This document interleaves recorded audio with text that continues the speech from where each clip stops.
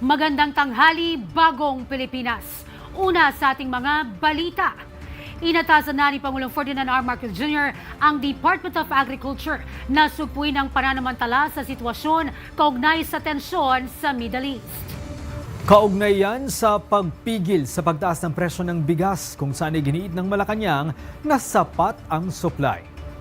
Pinabulaanan din ng palasyo ang fake news ng alegasyong nag-aangkat na rin ng repolyo ang bansa. Si Harley Valbuena para sa 13 sa tanghali. Pababain ang presyo ng bigas. Iyan ang utos ni Pangulong Ferdinand R. Marcos Jr. kay Agriculture Secretary Francisco Tiu Laurel Jr.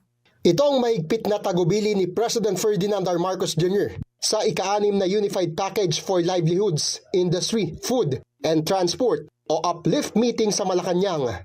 Sa kasalukuyan kasi, naglalaro sa 58 pesos pataas ang presyo ng kada kilo ng maraming klase ng bigas sa mga pamilihan. Ayon sa palasyo, sapat ang kasalukuyang supply ng bigas kaya't walang rason para itaas ang presyo nito.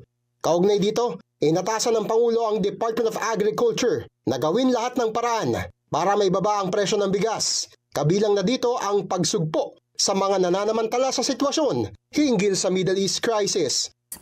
Iniutos ng Pangulo na aksyonan ang mga hoarder at nagsasagawa ng profiteering. At kapag napatunayan na may sabwatan para tumaas ang presyo ng bigas, hindi mag-aatubili ang gobyernong kasuhan ang mga sangkot at ang maaaring pagpapataw ng price cap. Tinutugunan na rin ng UPLIFT ang patuloy at mabilis na inflation rate sa bansa na naitala sa 7.2% para sa buwan ng Abril. Ayon sa Pangulo, ang pagpapababa sa presyo ng bigas ang susi para may baba rin ang inflation.